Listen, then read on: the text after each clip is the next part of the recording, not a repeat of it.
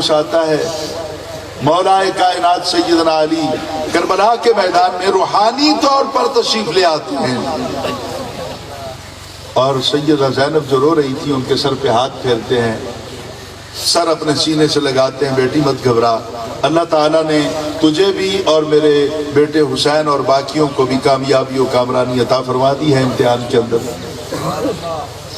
باقی بھی جتنے اس خانوادے کے لوگ تھے جب کسی کو پتہ چلا تو سارے ملنے کے لیے آ گئے، لیکن وہ بچی جس کو سکینہ کے نام سے موسوم کیا جاتا ہے وہ وہیں پہ بیٹھی ایک تنکا لے کر زمین کو کورید رہی تھی، اس طرح۔ حضرت علی نے پوچھا یہ کون ہے؟ کہا آپ کی پوتی سکینہ ہے۔ تو کہا یہ مجھ سے ملنے کیوں نہیں آئی؟ تو سیدہ زینب کے منہ سے نکل گیا شاید آپ سے ناراض ہے۔ یہ بچیوں کا پیار بھی تو ہوتا ہے نا، یہ ناز بھی تو ہوتا ہے، ایک انداز ہوتا ہے سر۔ تو حضرت مولا علی اسی طرح پاس چلے گئے اور کاندھے پہ جا کے ہاتھ رکھا، بیٹی میں تیرا دادا ہے اور میں تجھ سے ملنے آیا ہوں، تجھے صبر کی تلقین کرنے آیا ہوں۔ یہ بچے بڑے عجیب ہوتے ہیں۔ آپ نے اپنا کاندھا چھڑایا اور دور جا کے بیٹھ گئیں اور جملہ میں کہنے چلا ہوں، شاید حضور والا میں کہہ نہ پاؤں، لیکن واللہ بخدا آہستہ سی آواز میں کہا کہ تیری بیٹی پہ وقت آیا تو تو بابا چلا آیا، میں تیری بیٹی نہیں تھی، میں تو حسین تھی۔ میرا دکھ تو نہیں نہ بانٹنے آئے آپ تو اپنی بیٹی کا دکھ بانٹنے آئے ہیں۔ اس وقت مولا علی پہ قیامت ٹوٹتی ہے، آپ اٹھا کر سینے سے لگاتے ہیں، کہتے ہیں بیٹی زینب بعد میں، تو پہلے۔ رات جیسے تیسے گزر جاتی ہے، صبح جس طرح بھی آپ کو گرفتار کیا جاتا ہے، پابند کیا جاتا ہے، رسیوں سے باندھا جاتا ہے، زنجیروں سے باندھا جاتا ہے، مجھے اس پہ کوئی باس نہیں ہے۔ یہ قافلہ چل پڑتا ہے۔ قافلہ چلتے چلتے ایک ایسے قریہ سے یا شہر سے گزرا جس میں 2 منزلہ مکان تھے۔ اوپر والی منزل میں بیٹھ کر ایک قرآن پاک کی تلاوت کرنے والا قرآن پڑھ رہا تھا۔ واقعہ آپ نے سنا ہوا ہے، میں صرف اشارتاً اس واقعے کے ایک دو اقتباس عرض کروں گا، اور جو کچھ میں نے اس پہ پھر کلام کرنا ہے میں نے وہ عرض کرنا ہے۔ پڑھ رہا تھا قرآن پڑھنے والا، کیا حسبت ان اصحاب الکہف والرقیم کانوا من آیاتنا عجبا، تو وہاں امام حسین کا سر رک گیا۔ آپ نے بھی علماء سے سنا تو سبحان اللہ کہہ دیا، میں نے بھی سنا تو سبحان اللہ کہہ دیا کہ امام حسین کا سر وہاں پہ رک گیا، آپ کے زندہ ہونے کا ثبوت مل گیا۔ رک گیا سر؟ حضور رکتا تو وہ ہے جو خود چلے، نہیں سمجھا نہیں سکتا۔ بھیا والوں پیچھے تک اگر سمجھ میں آ رہی ہے تو صرف ان کا ہی نہیں آپ کا بھی حسین ہے۔ اگر آپ بھی سیدہ سکینہ اور سیدہ زینب کے غم میں تو آنسو بہا دیں گے اور آپ کی بھی آواز مجھ تک پہنچ جائے گی تو پتہ نہیں کتنی بیٹیوں کو اللہ تعالیٰ سیدہ زہرا کی چادر کا سایہ نصیب فرما دے۔ میرا معاشرہ حسین ہو جائے گا، کوئی بھی آج چپ کر کے نہ بیٹھے۔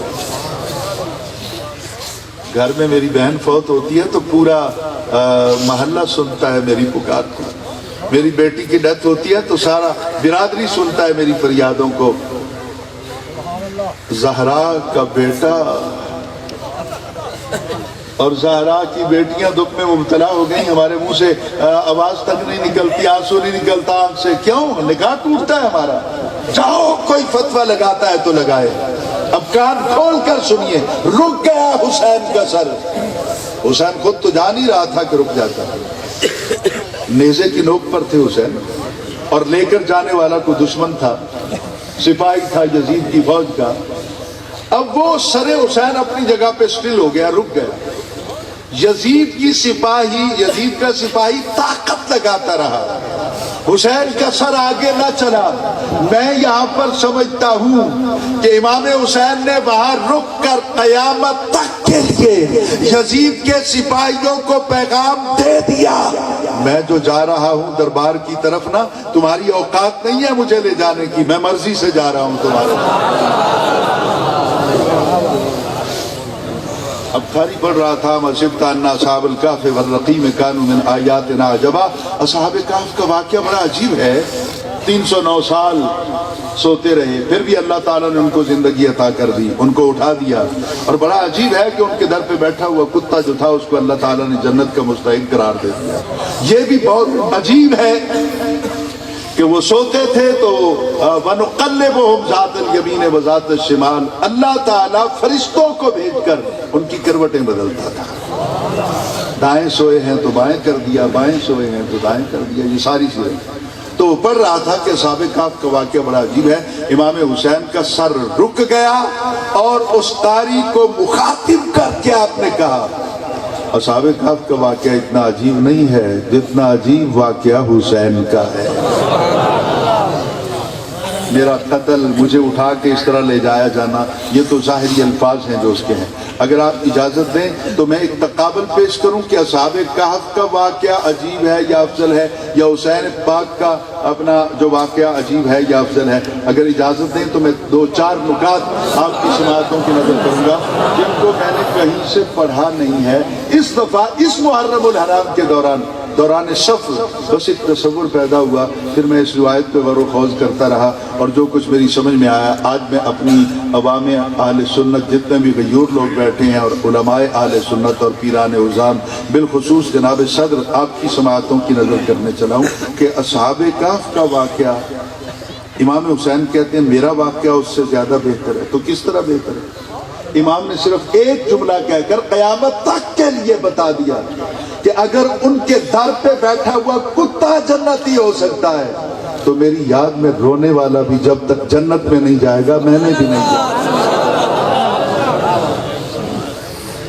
اور آپ نے یہ بھی بتا دیا کہ وہ 309 سال تک زندہ رہے، اور میں اس سے بہتر نہیں ہوں۔ آج پتہ چلتا ہے کہ حسین کل بھی زندہ تھا، حسین آج بھی زندہ تھا۔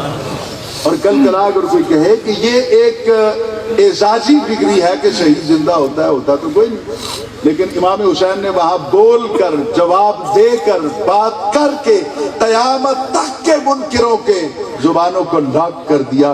اگر کوئی کہے کہ شہید بولتا نہیں ہے، دکھ نہیں بانٹتا ہے، بات سنتا نہیں ہے، سمجھتا نہیں ہے، تو اسے اس بازار میں لے آنا اور مجھے بولتا ہوا اس کو سنا دینا تاکہ اسے پتہ چلے مردہ ہوتا حسین تو کبھی نہ بولتا ہے، بول رہا ہے اور بول کر زمانے کو بتا رہا ہے کہ قرآن کل بھی سچا تھا، قرآن آج بھی سچا ہے۔ اس پر اور بھی